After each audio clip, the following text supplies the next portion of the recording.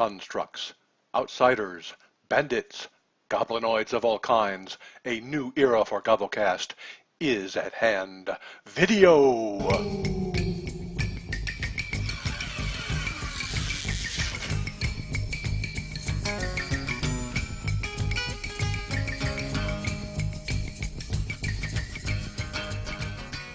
Greetings, and welcome to Gobblecast episode 16, a video interview with Tork Shaw.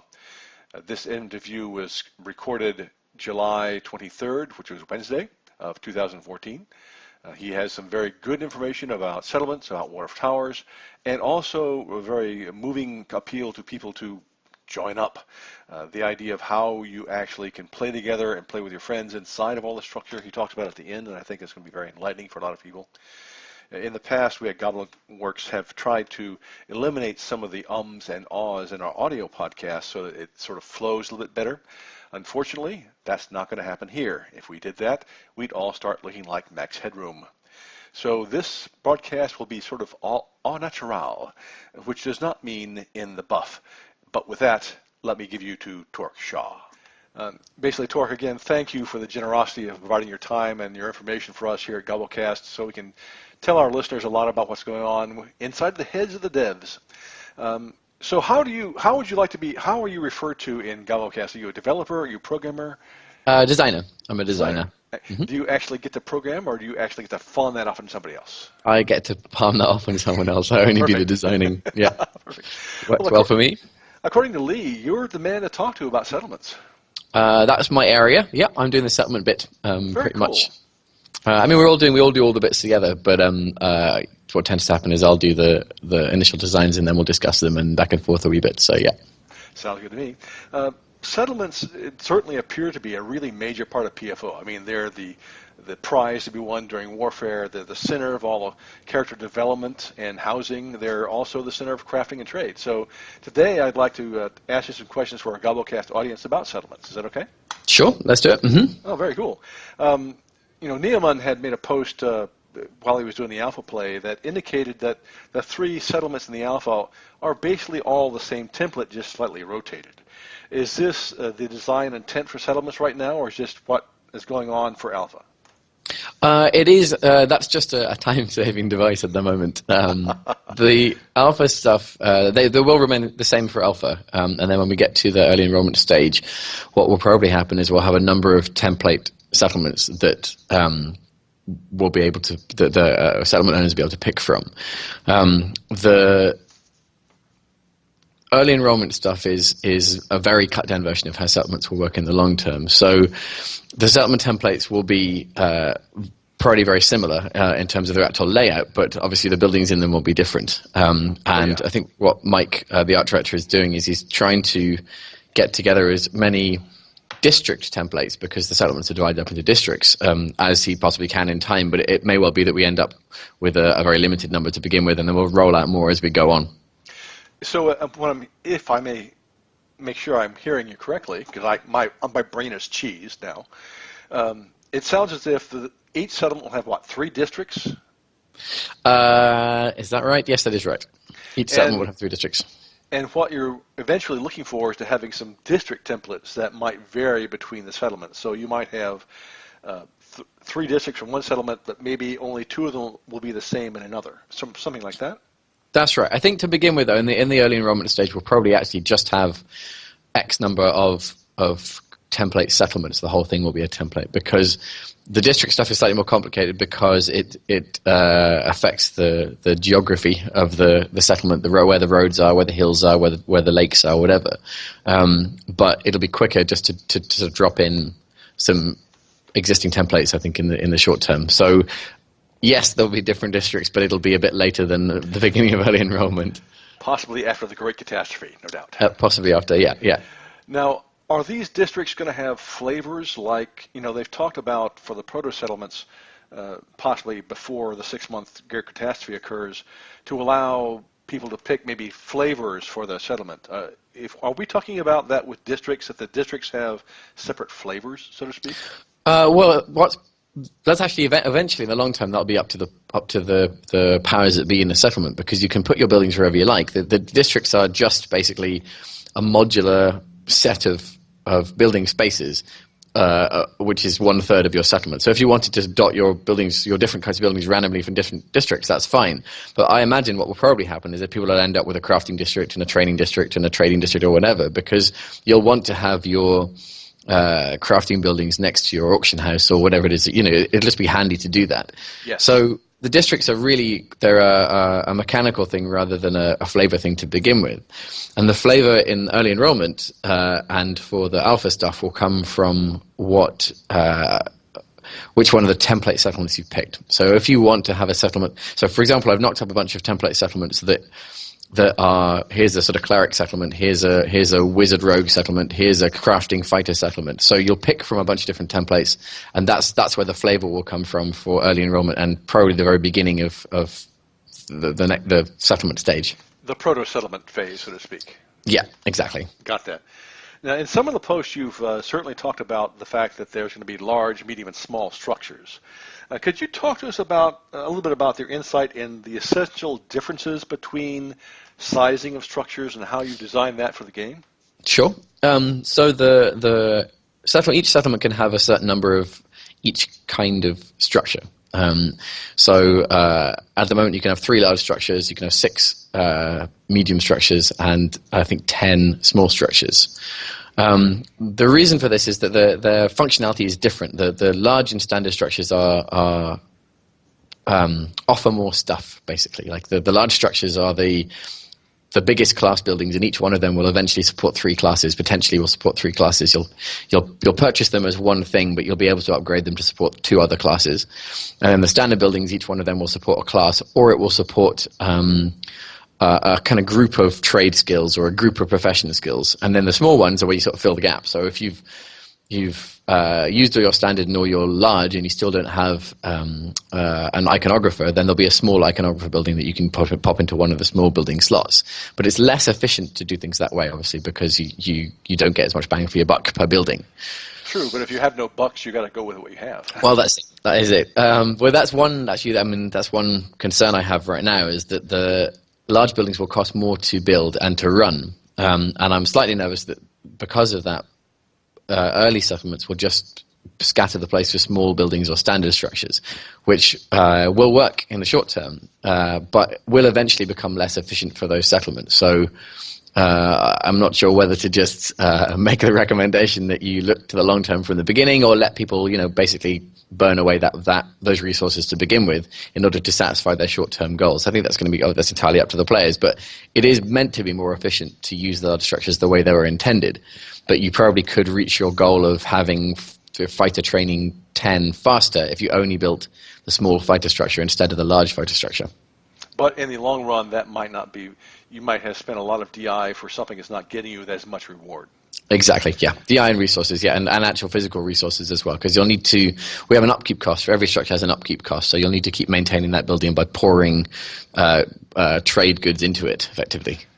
So if you so you have to have some bulk resources at the very least to keep things running, bulk food and timber maybe and the like.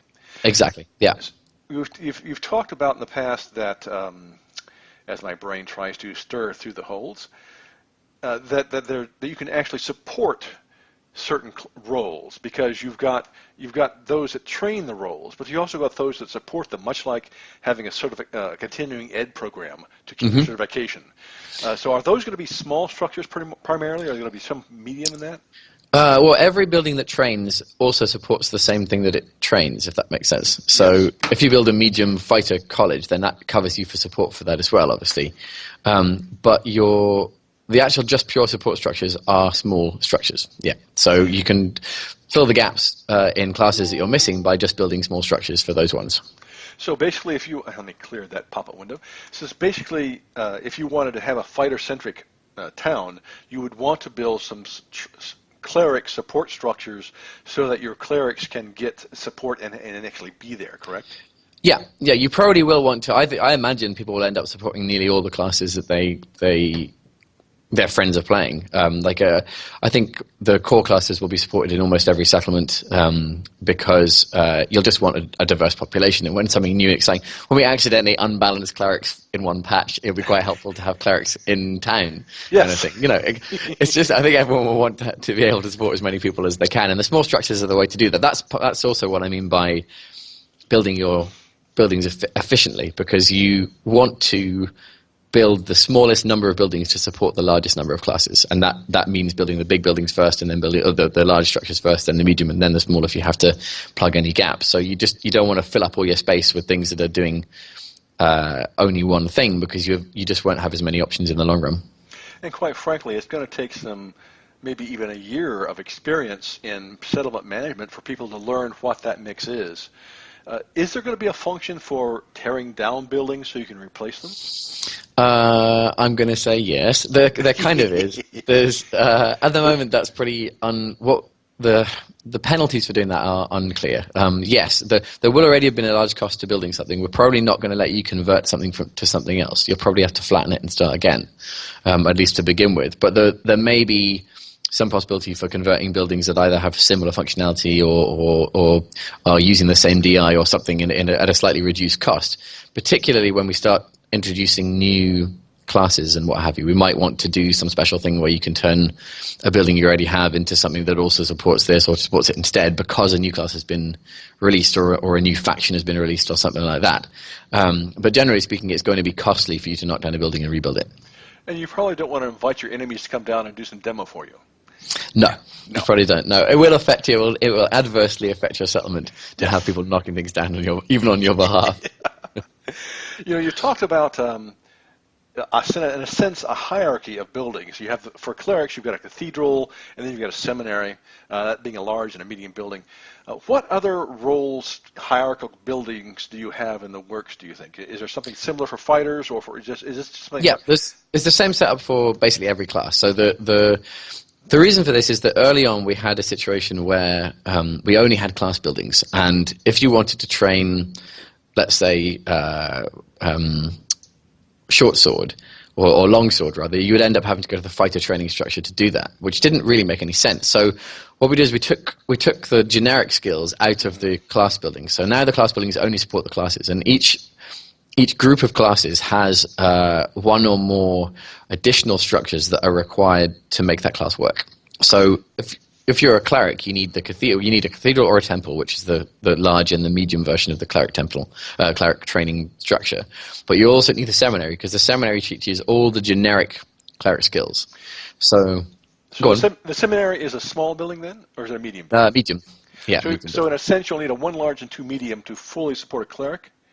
To support a cleric, you'll need 1 large and 1 medium. To support fighters, you'll need 1 large and 2 mediums, because there's the skirmisher school, which covers light type fighters, and then the dreadnought school, which covers heavy fighters. And for wizards, you'll need university, or academy, and then you'll also need the occultist school and the war wizard school if you want to support all of their things all together. I got that. What about the rogue role? The rogue, you need the Thieves Guild or the Guild House, I think it's called. I keep changing the names. And then you'll need the Skirmisher School, which supports light blades and light armor and ranged weapons and what have you. So these buildings, particularly the Skirmisher and the Dreadnought School, do double duty across fighters and rogues, and they will do rangers as well. Then the Cleric School, the seminary for the clerics will do clerics, but it'll also eventually do probably oracles and druids, and it'll do the divine aspect of rangers. And then the occultist school will probably cover some bard stuff. So these wee buildings, the occultist school, the war wizard school, and the seminary, the dreadnought school, and the skirmisher school will cover almost all of the ancillary training for all classes. So when you build your dreadnought school, you're not just supporting your fighters, you're also supporting your heavy armored clerics, your paladins, your barbarians, your possibly some rangers. So those are pretty good value, those buildings to build. Oh yeah, very good. As he tries to look away from the screen so I can actually read again. One of the things that has been a lot of talk around the forums has been the issue of alignment. Hmm. And I know that settlements have two major restrictions on the people who can become settlement members, namely reputation and alignment. Putting that reputation aside for a while, even though that is actually what's in alpha right now rather than alignment, I'd like to talk a little bit about the alignment hierarchy between settlement and sponsored company and company. And so, because I know I'm unclear, and I'd just like to get some clarity for us and for the listeners as well. Now, each settlement is going to have a core alignment, correct? Hmm. Now, that means that if you want to become a member of that settlement, you have to be one step away from that core? At the moment, that's right. Yeah. Okay. So, what happens to the sponsored company? Let me rephrase that question. For companies also have a core alignment, correct? Mm-hmm. Mm-hmm. And members of the company need to be within one step of the company core alignment. That's right. So what happens to the company that's one step away from the core alignment of a settlement becoming sponsored by the settlement? They will only be able to become sponsored if their members all meet the alignment requirements for settlement. So you won't be able to have have people who are two steps away because they're a member of one and then cascade down into a member of the other. All members of this company, of a chartered company, will have to be within the alignment requirements of the settlement. I got that. This is an interesting question coming up with the War of Towers and the respective alignments. You know, as I understand the War of Towers as it has been set forth right now, God knows what it's going to be later. When a company takes a tower, it has the option to tell a settlement, come sponsor me. Mm-hmm. So what I hear you saying, and I may be misstating, that a company who actually takes a tower, if they want to be sponsored by a settlement, all their members must be within one step of that settlement's alignment, correct? That's right. However, the big but, yes. the big but, it's unlikely that alignment will be functional during War of the Towers. Okay. It's pretty. Alignment really comes into play with the expansion of classes, because it doesn't particularly matter with the 4 classes that we start with, and it also really comes into play when we get the faction stuff happening. And there won't be any faction stuff during the War of the Towers period either. So reputation for us is more important than alignment for the kind of earlier period of the game. So we probably actually won't see that exact situation happening because we won't actually have any alignment restrictions at that time. Do you have some sort of ballpark idea of when you might have alignments functional in the game? No. Okay, I don't. I mean, I really don't. That's a perfect answer.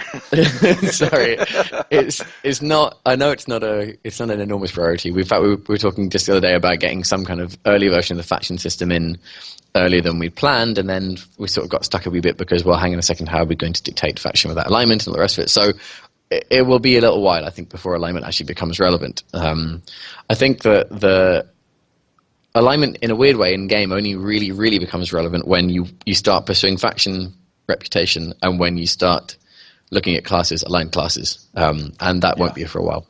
I understand that. Let me sort of bug you a bit about the thinking on the transition between the War of the Towers and the Great Catastrophe and what happens afterwards. As I understand it, at some point there's going to be this event yet to be defined, which is going to functionally reduce the proto-settlements into a much less robust version of themselves, somehow.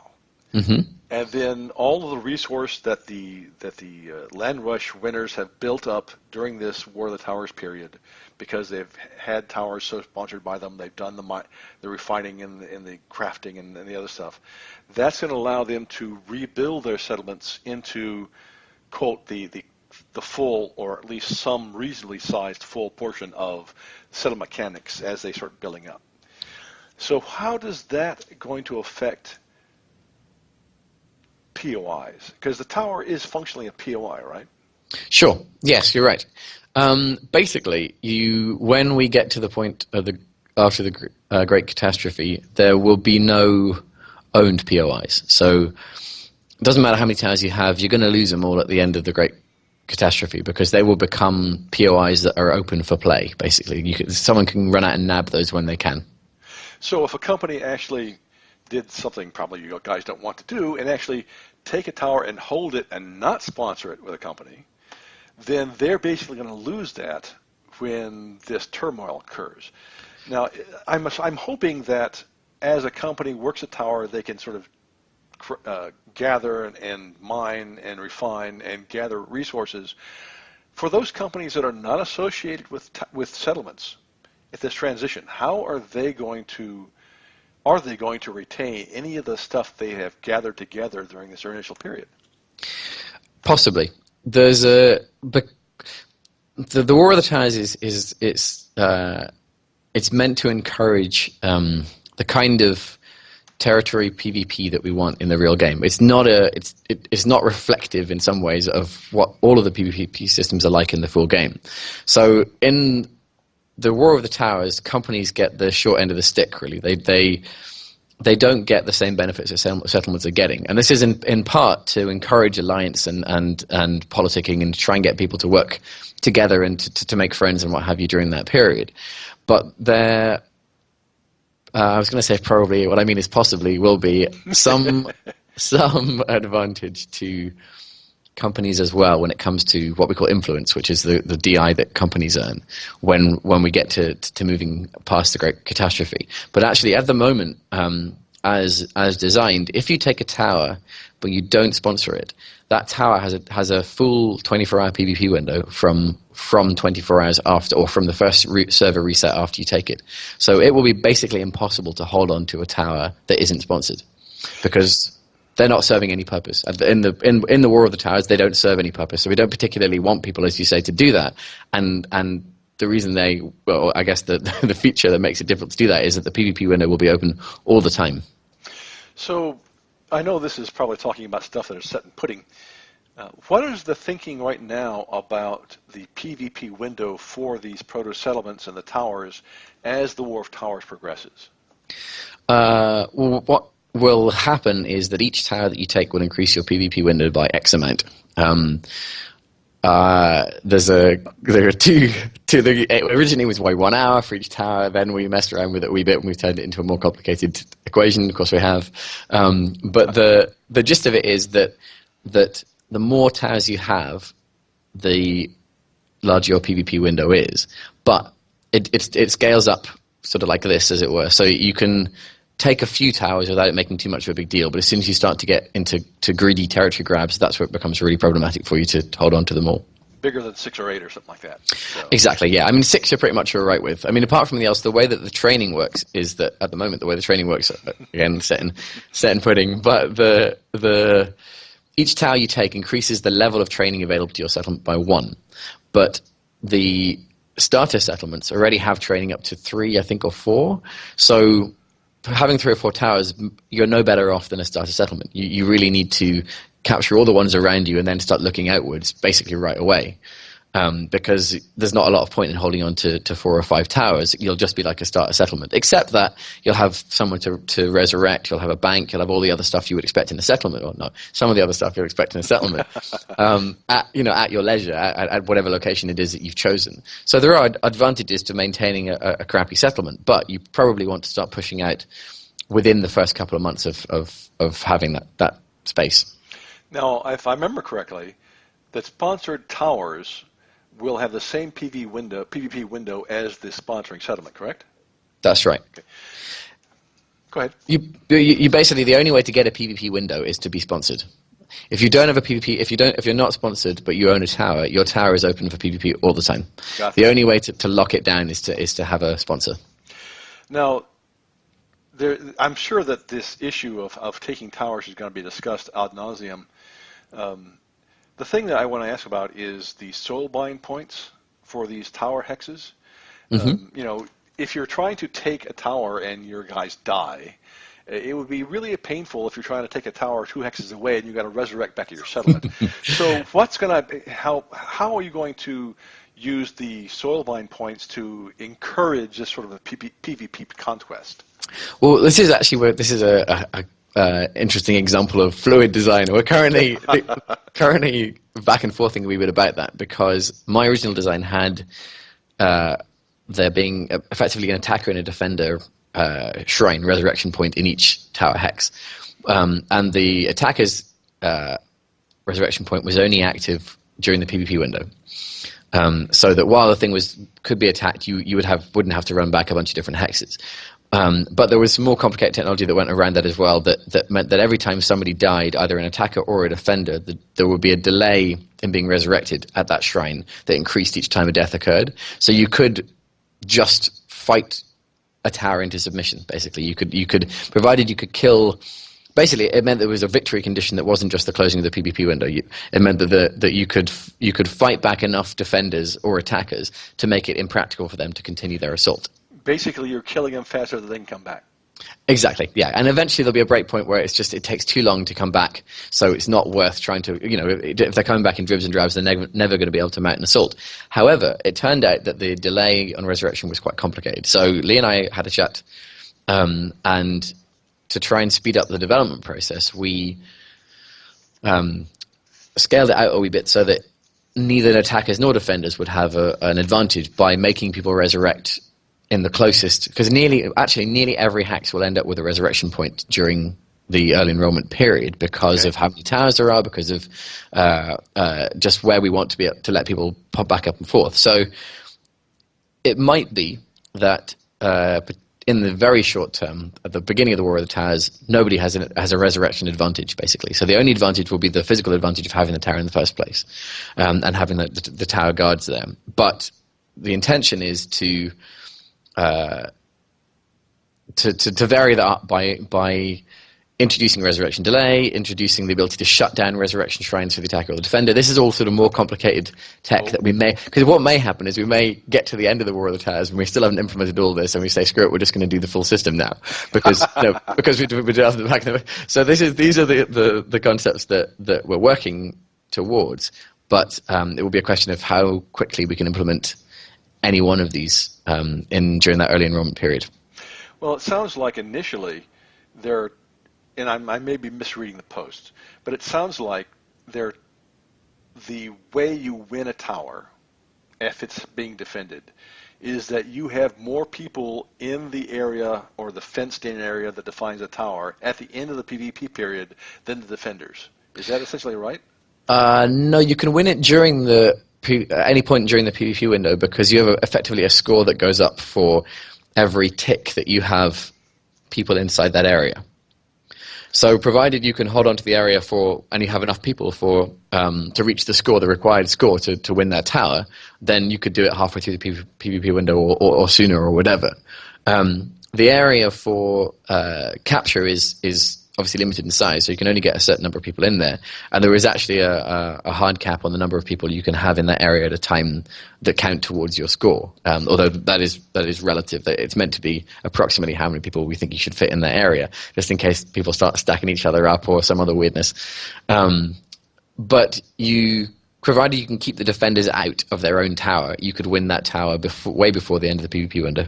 But because you're accumulating a score, in a sense. Yeah, and whenever you're not in there, whenever you get kicked out of the capture area, and the defenders are in the capture area, your score is reduced.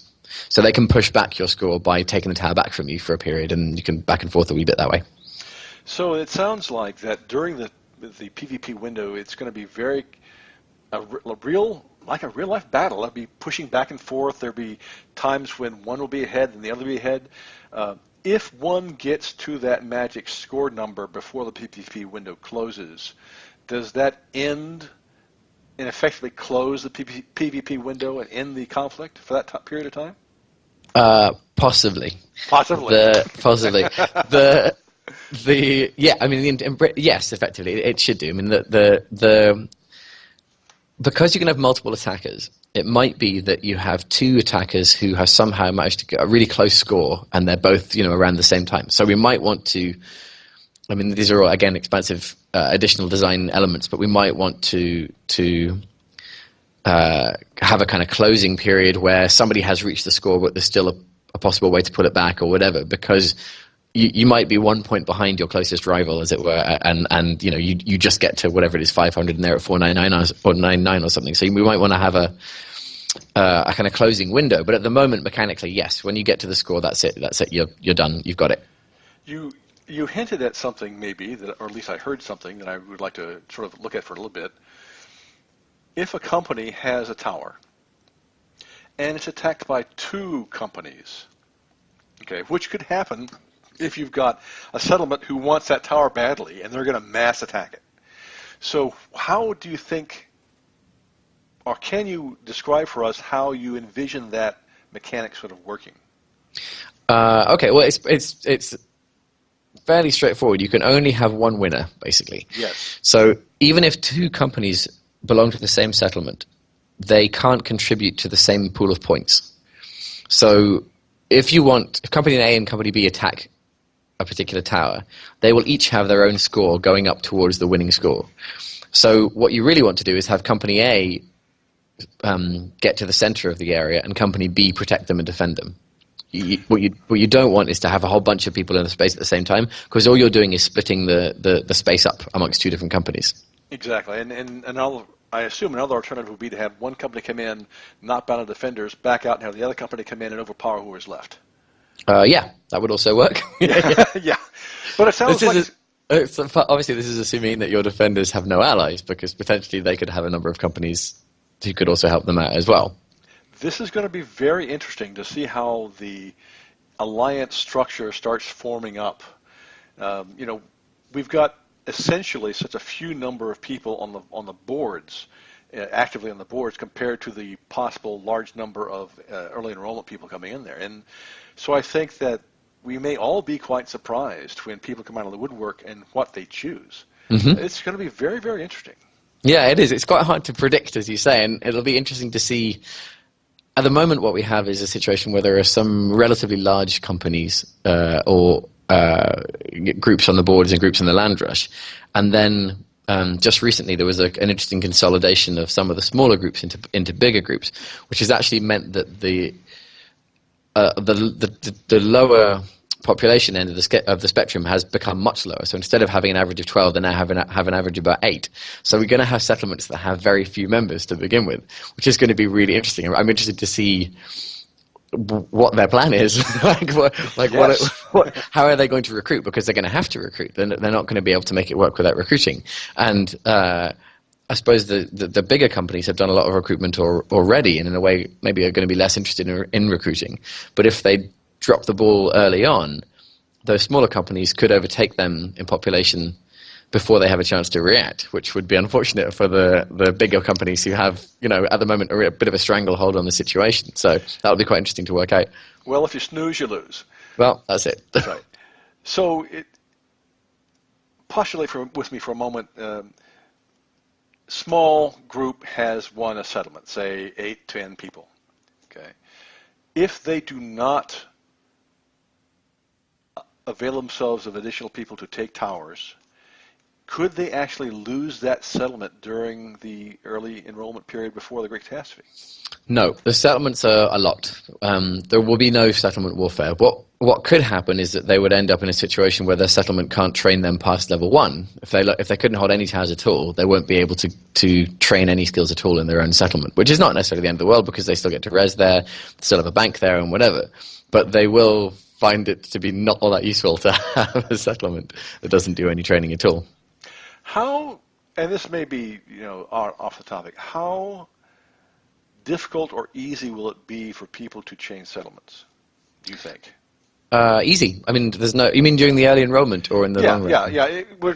If these small settlement groups find themselves that they can actually go to an NPC settlement and train up to level 3, but they can't do it in their own settlement, they may want to rotate in and out if they have support structures that keep them sustained, rather than having companies that actually can support advancing them. So it might be a reasonable technique for them to swap in and out from the NPC settlements and back and forth, as long as they don't lose too many people. Well, they don't need to swap out at all. If they've got the support structures in their own settlement, they can train at the NPC settlement and continue to be supported. They don't need to swap in and out. I think this is But this actually, at the end of your questions, you had a note whether there's anything else I wanted to talk about, and there was one thing, which is actually this. Maybe I'll wait till the end to talk about it in detail. But changing settlements is not the only way you can train. You can train from other settlements. You can train from any settlement that allows you to train. And actually, switching settlements, there will be a cooldown, as it were, on you won't be able to drop in and out at a moment's notice. But actually changing settlements once all of the full systems are online will not be that complicated, provided you meet the requirements of alignment and reputation.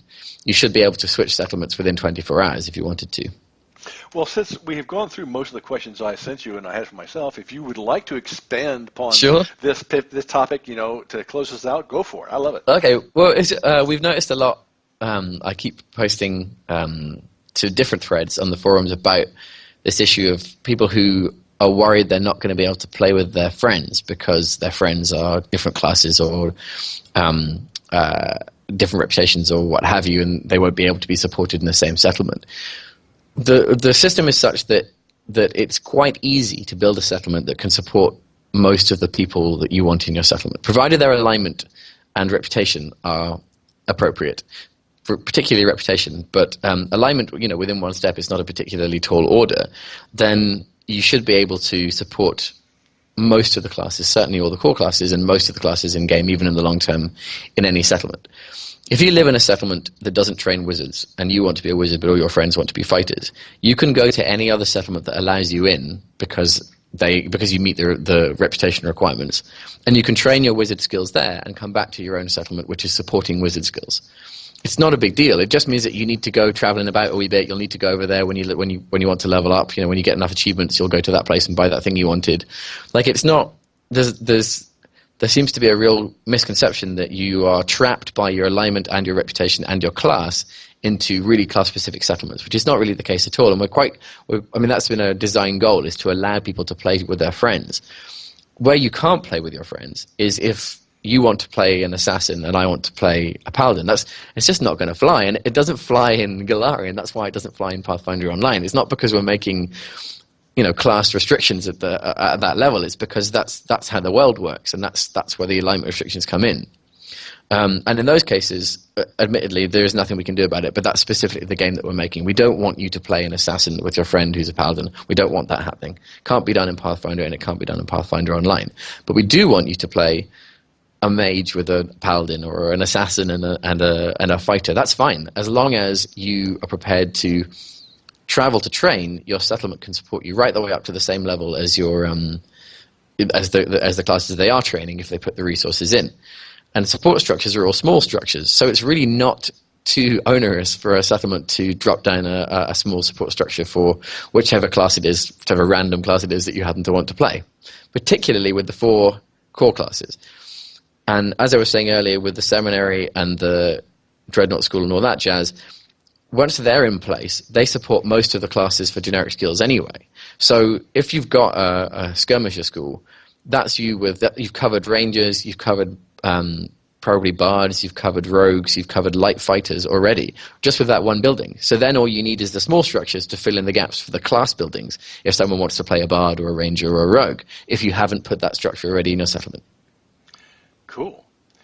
Something that came across that I would like to ask about, they've talked a lot about, especially when you had the escalation party in Alpha, about beating down escalations, so that eventually the boss shows up, and when you get rid of the boss, something drops. And there has been talk in the past about the development of I'll use the word maybe inadvisedly, artifacts that are dropped that can be used to boost a settlement's DI or the like. I'm presuming that there won't be anything like that in the War of Towers period. There isn't. At the moment, we have no loot items that are like that because we don't have any settlement systems to tie them up to. So, So even if you got something, they wouldn't. It would be a bonus to a non-existent number. So I think it's pretty unlikely. I think that the escalation cycles, that's Bob Settles is dealing with the design of the escalation cycles, and he's got a bunch of additional things he wants to implement in that process. I think it's possible that we need more ways to encourage people to involve in escalation cycles all the way through their levels. And the trophies is what they're called, or what are going to be called. We're going to drop on the boss, but it's possible that there may be other ways once you get a more comprehensive contribution system for you to get trophies along the way and what have you. But none of that will be for early enrollment, and unfortunately none of that will make it into the War of the Towers stuff, because there's just nothing to boost. There's nothing for you to give you any advantage for. I got that. Well, don't worry. We have Bob on our sites for another interview. No, I see. I'll let him know. That's fine. We really appreciate you giving us this time. It's very generous of both you and Goblinworks to do this. We're looking forward to more of these interviews with more of the developers. I'd love to give them some FaceTime and some recognition for the great work they're doing. And it's fun. I enjoy it. It's nice. It's good to be able to.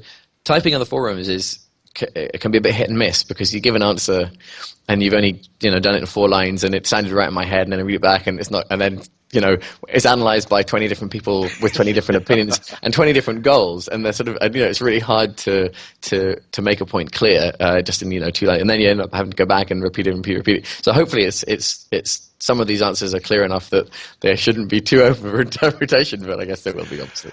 Well, my goal is to make sure that people have a chance to think even more about what they want to do in game, and actually, unfortunately, probably generate more questions on the threads. But that's for the future. That's what we want. That's perfect. We need to. It's great. I mean, the input from the community has been fantastic, and it's really useful. There are 404 designers always analyzing our own systems, but it's really helpful to get any additional sets of eyes on that too, particularly because people have different goals. And while we have a bunch of design goals that we're trying to meet, the community has player goals. They have goals that I want to play this character, I want to play this style, I want to do this, which are not necessarily covered in our user stories and our design goals that we work from on a regular basis. So it's quite helpful to hear someone say, well, actually, I want to do this. Is that possible? And then we can look at it and say, well, no, or yes. Well, it may also generate some new ideas, too. So it's a very good thing. We are always grateful to Goblinworks for providing us with these developers to talk to. And we've made arrangements with them to have a developer interview every 2 weeks from now on. So that's something to look forward to, I think. So for right now, Anon.